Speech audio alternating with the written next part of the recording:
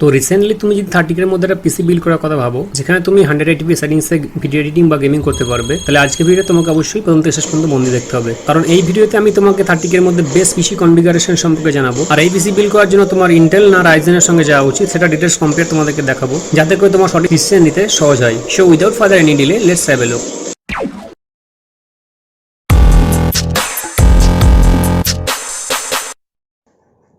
তো এই PC build করতে গিয়ে আমরা যে প্রসেসরটি বেছে নিয়েছি সেটা হলো Intel i3 9 generation 9100 quad core processor. এখানে রয়েছে 4 কোর আর 4 থ্রেডস, যার বেস ফ্রিকোয়েন্সি হলো 3.6 GHz আর বুস্ট ফ্রিকোয়েন্সি হলো 4.2 GHz। এটিডিপি হলো 65 ওয়াট আর এখানে তোমরা ক্যাশ মেমোরি পাবে 6 MB।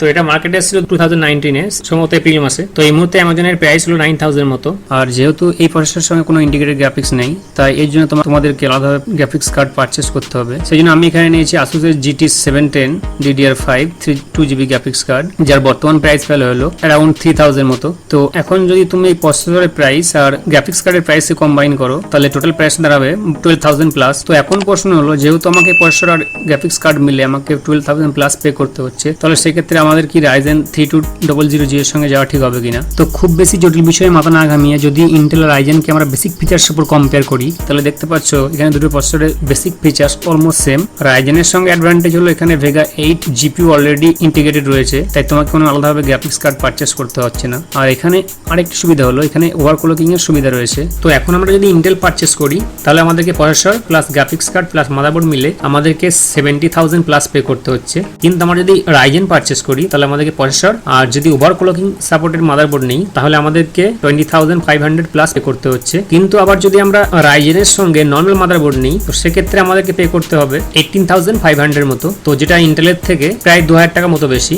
আর এই ভ্যালুটা আরো বেড়ে যাচ্ছিল যখন আমরা ওভারক্লকিং সাপোর্টের মাদারবোর্ড নিচ্ছিলাম, তখন আমাদেরকে প্রায় 3500 টাকা বেশি লাগছে। যেহেতু আমাদের বাজেট ফিক্স, তাই আমাদের উচিত হবে ইন্টেলের সঙ্গে যাওয়া। আর ইন্টেল 9100F তুমি খুব ইজিলি 180p সেটিংসে ভিডিও এডিটিং বা গেমিং করতে পারবে। যদিও এটা খুব হেভি ডিউটি প্রসেসর নয়, তুমি যদি ভিডিও এডিটিং করো তো অবশ্যই তোমাকে রেন্ডারিং এর জন্য কিছুটা সময় লাগবে, তো এটুকু তোমাকে অ্যাডজাস্ট করতে হবে। তো আমাদের এই প্রসেসরের সকেট নাম্বার হলো LGA 1151, তাই এর জন্য আমাদেরকে এমন একটি মাদারবোর্ড নিতে হবে যেটা LGA 1151 কে সাপোর্ট করে। এই জন্য আমি নিয়েছি MSI এর H310 M Pro মাদারবোর্ডটি। এটি 8 ও 9 জেনারেশন প্রসেসরকে সাপোর্ট করে। তো এই মাদারবোর্ডের বেসিক ফিচার্স অলমোস্ট সেম। এখানে রয়েছে, এখানে তুমি একটি HDMI পোর্ট পাবে, দুটি USB 3.1 পোর্ট পাবে, আর নর্মাল বাকি সব মাদারবোর্ডের মতো একই। আর র্যামের জন্য এখানে তুমি ডুয়েল চ্যানেল পাবে, সর্বোচ্চ ফ্রিকোয়েন্সি যেটা সাপোর্ট করে সেটা হলো 2600 মেগাহার্জ। তো এখানে একটা জিনিস মিসিং রয়েছে, সেটা হলো M.2 SSD এর জন্য এখানে কোনো আলাদা স্লট নেই। তো তোমরা চাইলে Asus Primeও কিনতে পারো বা অন্য ব্র্যান্ডের মাদারবোর্ডও নিতে পারো, কিন্তু সেটা অবশ্যই LGA 1151 সকেট সাপোর্ট থাকতে হবে। তো আমি নিজের ডেসক্রিপশন বক্সে অলরেডি মাদারবোর্ডের লিঙ্ক দিয়ে রেখেছি।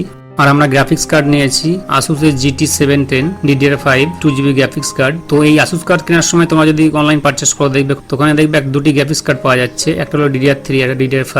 তো তোমরা চেষ্টা করবে DDR5 টা নেওয়ার, কারণ DDR3 অনেক পুরনো। দুটো প্রাইস কিন্তু অলমোস্ট একই, তাই তোমরা অবশ্যই DDR5 নেবে। তো এই গ্রাফিক্স কার্ডটা যদি আমরা দেখি, তাহলে এখানে রয়েছে একটা VGA পোর্ট, একটি HDMI পোর্ট আর একটা DVI-D পোর্ট রয়েছে। আর এখানে আমরা র্যাম নিয়েছি HyperX Fury 8GB DDR4 3000 megahertz. যদিও আমাদের মাদারবোর্ডের সর্বোচ্চ ফ্রিকোয়েন্সি ছিল 2600 মেগাহার্জ, কিন্তু তোমরা এখানে ইজিলি 3000 মেগাহার্জ কে রান করতে পারবে। তো এখানে হিটকে কম্প্রেস করার জন্য উপরে একটা প্লাস্টিকের লেয়ার রয়েছে এই র্যামে। আর আমরা মেমোরি কার্ড নিয়েছি SSD WD 500GB ব্লু, যেটার দাম 5000 মতো। তো এই SSD DRAM রাইট স্পিড যথেষ্ট ভালো, আমি প্রায় 1 বছরের বেশি সময় ধরে ইউজ করছি। আর আমরা কিবোর্ড মাউস নিয়েছি কম্বো জেবনিক্স এর, যার প্রাইস হলো 750 মতো। আর ফাইনালি আমরা এই পিসির জন্য যে মনিটরটিকে সিলেক্ট করেছি সেটা হলো LG 22MK600M IPS panel monitor, 75Hz refresh rate supported gaming monitor. তো এই মনিটরের ডিটেলস রিভিউ আমি আগে করেছি, তো তোমরা চাইলে এই মনিটরের রিভিউ ডেসক্রিপশন বক্সে দেওয়া লিঙ্কে ক্লিক করে দেখে নিতে পারো। আর এই টোটাল কম্পোনেন্টস কে অ্যাসেম্বলিং করার জন্য আমাদের কাছে রয়েছে AMD eSports এর IC211TG 8GB mid tower gaming cabinet.